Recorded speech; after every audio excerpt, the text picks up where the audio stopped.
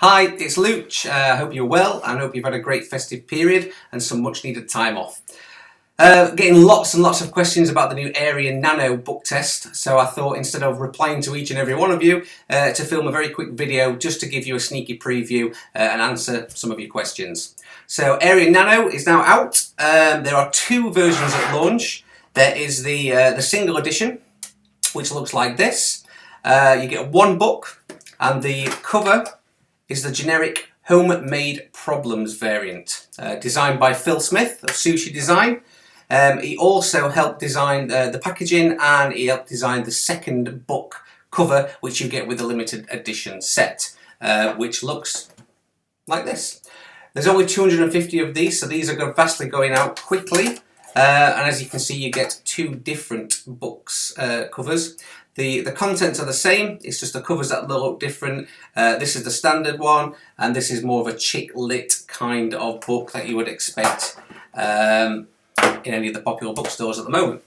So, a couple of things that people are asking about. They want to know about the size of the book test. Well, it says it in the title, it's the Nano edition. The original one that came out in 2010 was a pocket edition, but it was more designed for the inside jacket pocket.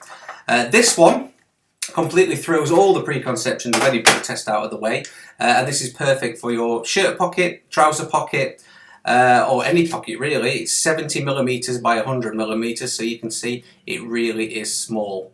It's designed to complement those kind of books that you would see in the carousels or near the tills, Waterstones and W.H. Smiths and places like that.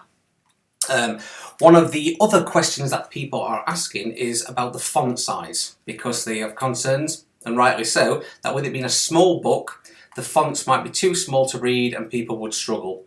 Well, this font is Bell Gothic and it's 8 point. If you can see it with the light there. There we go. So easily read, lots of text on the pages. And we chose Bell Gothic because when I approached Phil Smith to do the design work, I wanted something that would be legible even in this scale. And obviously the kind of gigs that you work, especially corporate events around Christmas, you never know what you're going to get with the lighting. So if you're mingling and the lighting's poor, you still need to be able to use a book test and people to be able to read it without having to get a flashlight on there. So Phil got back to me, he did a little bit of research and told me the best font to go with would be Bell Gothic. It's 8 point, and the reason why he chose that is because Bell Gothic was originally commissioned by AT&T over in the States, and it was their text to go in the phone book. Now obviously there's hundreds of thousands of entries in a phone book, so they have to use small print. And Bell Gothic is quite a thin but tall font, so maximum legibility when they're out on the pages, so that's why we went for that. Let's have a look what other questions we're asking about it. So the size, the font, there's a couple of little things that I don't know if you were aware of the original Area book test. It's called Area for a reason. It's not the official title. Once you own it, you'll realise why. However, in recent, well, the past year, a few other people are starting to use the same principle as Area. So basically, what we're going to give you is a bit of an introduction to the method of it. Now, I created back in 2010 something called the Master Word Principle. We know it as the MWP. And essentially, it's a word within a word. So, I know in the past with some other book tests, you would have to know certain letters before you can reveal the word. But with this, because it has a word within a word, you are automatically can start to reveal certain elements of that. So, for example, one of the words that is a force word in the book is billionaire. Okay. Now, the master word for billionaire is air. A-I-R. So you don't need to know anything about the word before you start revealing it. You can automatically tell them to mentally spell the word in the mind, and as they go through you can see there's an A, then there's an I, yes, R, yes, what's next? Is that an S? No, oh, it's an E. Oh, sorry, this is billionaire.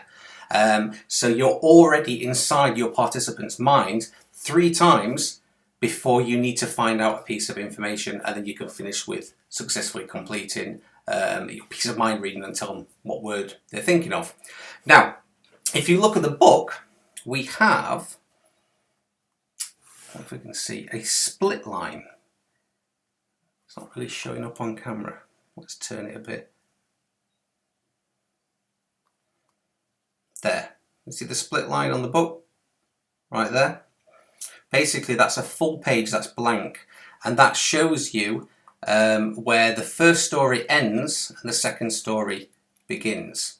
So when your participant opens the book, you can see very quickly whether they're accessing the first half of the book or the second half of the book, because there's two different stories. Each story has a different set of force words. The original area book test came with a bookmark, and on the bookmark it was printed the forced words to help you memorise them. I thought it was a bit of a lost opportunity, really. What I wanted is a crib to be able to cue you the letter after the master word principle. So if we take the billionaire as an example, and once you get the A, the I, the R, you need to find out the next letter. Well, once you know that's an E, you'll know that that's billionaire. So the crib cues you on that letter. So once you've revealed the three letters, you get the next one, you instantly know what it is. And the crib has been very, very cleverly designed and produced onto the back cover. So it's hidden in plain sight, and no one ever knows where to look. And I've never had anyone call me on it at all. Some people have mentioned about this, a match pair of short stories. Again, in the months that I've been using it, no one has ever called it on it. Some people think it should say a matched pair. When Phil was designing it, he showed me at least 50 examples of products out there that are sold in match pairs. So I don't see it as a complaint, but if some people had an argument with it, then fine. You know, you could put a price sticker over the front if you wanted to. It really is a non-issue. And when you're actually out there in the real world performing this at gigs, you know, the book's in play for a few seconds, they open it up, you ask them to choose a word, you take the book back. You can either lay it face down if you want to use the crib, or you can put it in your pocket and, you know, out of sight, out of mind, and on with the presentations. So yeah, just to recap, there's two versions that you can buy. There's a single edition, which is £99, or you can get the limited edition, which is the twin pack with both cover variants, and that's £175. I hope that answers quite a lot of your questions. And if you want any more information, just head to www.readmymind.co.uk. Thanks for your time, and I'll talk to you soon. Take care. Bye-bye.